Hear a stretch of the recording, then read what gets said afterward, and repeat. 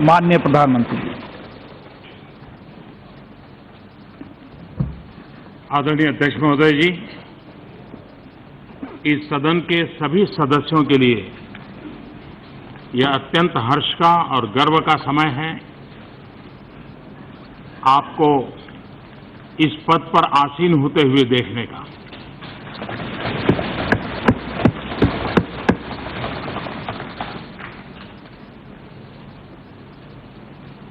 इस सदन में पुराने सभी सदस्य आपसे भली भांति परिचित हैं। विधायक के रूप में भी राजस्थान में आपने जो सक्रिय भूमिका अदा की है, उससे भी राजनीतिक जीवन से जुड़े हुए लोग परिचित हैं। हम सबके लिए गर्व का विषय है कि स्पीकर पद पर आज एक ऐसे व्यक्तित्व का हम अनुमोदन कर रहे हैं, सर्वसम्मति से उनको स्वीकृति दे रहे हैं, जो सार्वजनिक जीवन में विद्यार्थी काल से छात्र संगठनों से जुड़ते हुए यूनिवर्सिटी की छात्र गतिविधि का नेतृत्व करते हुए जीवन का सर्वाधिक उत्तम समय किसी भी प्रकार के ब्रेक के बिना अखंड अविरत समाज जीवन की किसी न किसी गतिविधि से जुड़ा रहा। भारतीय जनता पार्टी के कार्यकर्ता के रूप में भी छात्र आंदोलन से निकल करके युवा मोर्चा के संगठन में करीब 15 साल तक जिले में, राज्य में और राष्ट्रीय स्तर पर काम किया। मुझे सालों तक संगठन का कार्य करने का अवसर मिला। उसके कारण मेरे एक साथी के रूप में भी हम दोनों को साथ में काम करने का अवसर मिला। और कोटा वो धरती है जो एक प्रकार से आजकल शिक्षा का काशी बन गया है।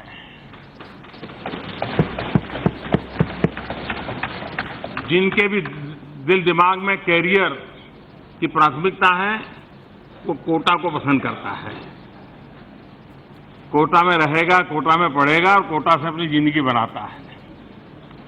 राजस्थान के कोने सा छोटा सा शहर आज एक प्रकार से लघु भारत बन गया है। और कोटा का ये परिवर्तन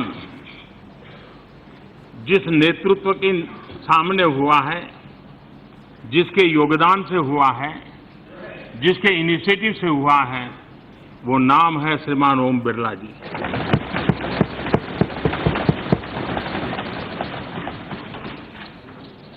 आमतौर पर राजनीतिक जीवन में हम लोगों की एक छवि बनी रहती है कि हम 24 घंटे राजनीति करते हैं, उठापटक करते हैं, तू मैं करते हैं, कौन हारे कौन जीते इसी में लगे रहते हैं। लेकिन उसके अलावा एक सच्चाई होती है जो कभी कभी उजागर नहीं होती है। वर्तमान में देश ने अनुभव किया है कि राजनीतिक जीवन में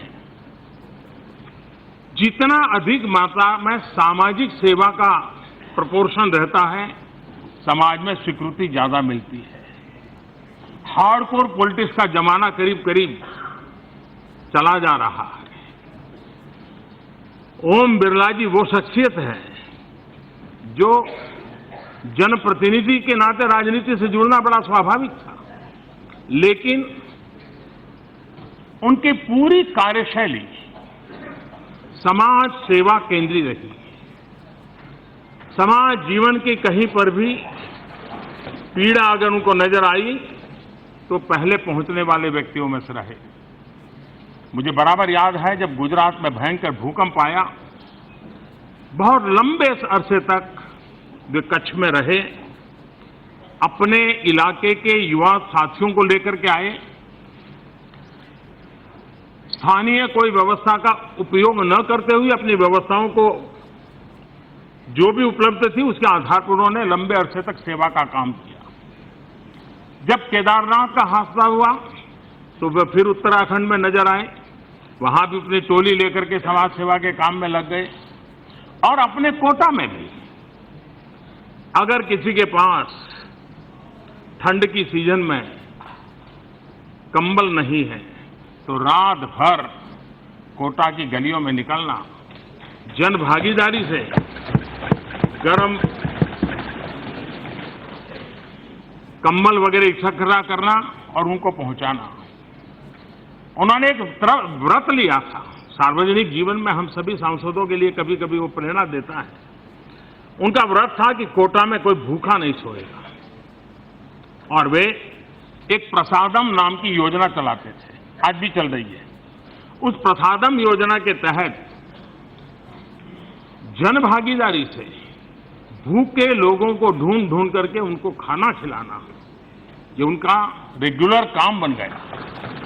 उसी प्रकार से गरीब हैं, दुखी हैं, अगर कपड़े नहीं हैं पूरे तो उन्होंने परिधान योजना बनाई।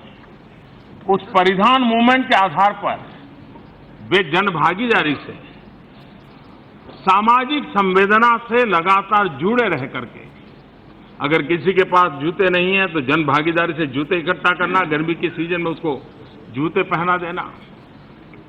अगर कोई बीमार है, कहीं रक्तदान का काम जरूरी है, कहीं अस्पताल में और सेवाएं देनी है, एक प्रकार से उन्होंने अपनी राजनीति का केंद्र बिंदु जन आंदोलन से ज्यादा जन सेवा को बनाया।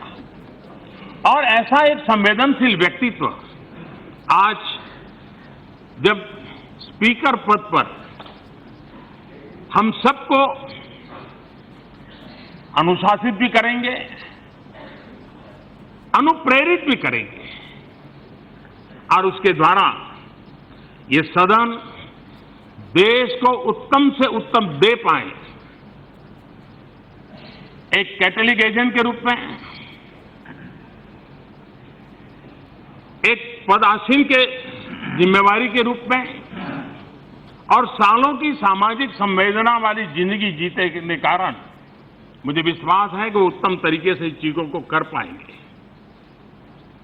सदन में भी हमने देखा है, वो मुस्कुराते हैं तो भी बड़े हल्के से मुस्कुराते हैं, वे बोलते हैं तो भी बड़े हल्के से बोलते हैं। और इसलिए सदन में मुझे कभी कभी डर लगता है कि उनकी इस जो नम्रता है, विवेक है, कहीं कोई उसका दुरुपयोग न कर दे। लेकिन आजकल तो, पहले तो ऐसा होता था कि शायद लोकसभा के स्पीकर को कठिनाइयां ज्यादा रहती थी, राज्यसभा के चेयरमैन को कम रहती थी, लेकिन अब उल्टा हो गया है। हम जब पिछले सत्र को याद करेंगे तो हर किसी के मुंह से ये तो निकलेगा कि हमारी जो स्पीकर महोदया थी, हमेशा हंसते रहना, खुशखुशाल रहना, और डांटना भी है तो डांटने के बाद हंस पड़ना। लेकिन उन्होंने भी उत्तम तरीके से एक नई परंपरा को विकसित किया। इस सदन की तरफ से, ट्रेजरी बेंच की तरफ से, शासन में बैठे हुए सब जिम्मेवार मंत्रिपरिषद की तरफ से मैं अध्यक्ष महोदय आपको विश्वास दिलाता हूं कि आपके काम को सरल करने में हम जो भी भूमिका हमारे जिम्मे होगी उसको 100% पूर्ण करने का प्रयास करेंगे। और आपका हक बना रहेगा कि इस बेंच तरफ भी अगर नियमों का उल्लंघन होता है, व्यवस्थाओं में बाधाएं पैदा की जाती हैं, तो आपका पूरा हक बनेगा कि हमको भी, हमारे तरफ के लोगों को भी आप उतनी ही मक्कमता से, आग्रहता से कहें, हम उसका स्वागत करेंगे, क्योंकि सदन की गरिमा बनाना हम सबका योगदान रहना यह आवश्यक है। और मुझे विश्वास है, पहले तो 3-4 साल तो अच्छे जाते थे, चुनाव के वर्ष में थोड़ी गड़बड़ होती थी, लेकिन अब तक हर 3-4 महीने के बाद कोई एक चुनाव दिखता है तो लगता है कि यहीं से कुछ मैसेज देंगे, तो ऐसी स्थिति में आपको भी तनाव जरा ज्यादा रहने वाला है।